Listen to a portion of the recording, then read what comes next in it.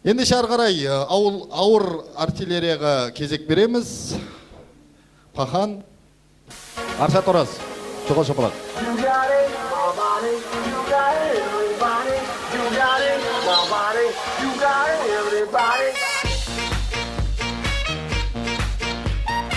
Сәлем, мен Аршат, мен әдеттегідей жаңалықтарымды таныстыруға келіп тұрмын. Сонымен жаңалықтарға көшейік. Технология. Алла ризашылығы үшін жасалған тағы бір қайырымды іс фейсбуктағылардың ризасы мен ықыласына ұсынылды. Тарих. Моңғол ғалымдарының зерттеуінше Шыңғыс ханның моңғол екені анықталды.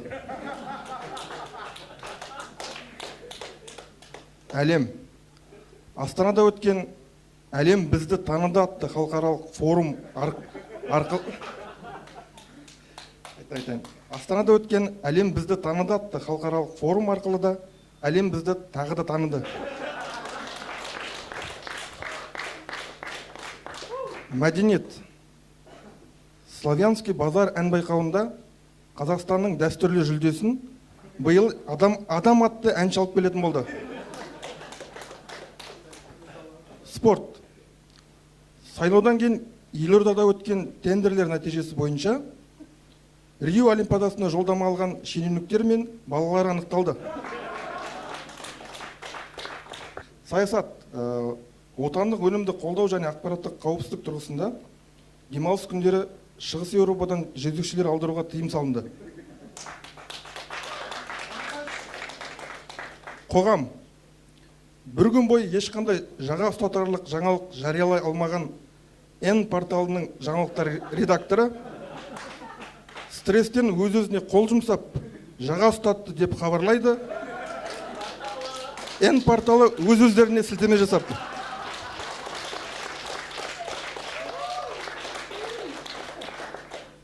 Бизнес. Еліміздің ең үздік пошта қызметі атағын биыл Шымкент Астана бағытындағы пойыздың 13-ші вагон жолсеріктері жеңіп алды. Тағзым. Республика көлемінде көзі тірі соғыс ардагерлерін түгендеу, сыйлық дайындау, сюжет түсіру маусымы басталды. Жастар. Дипломсыз қалаға бағдарламасымен Елорда биыл да 50 мың адамды қабылдамақ.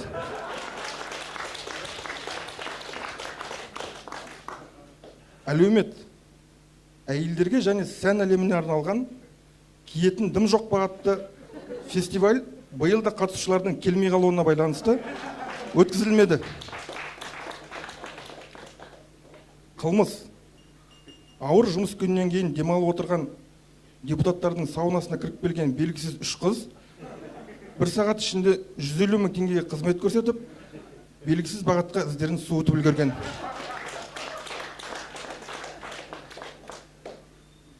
Жер.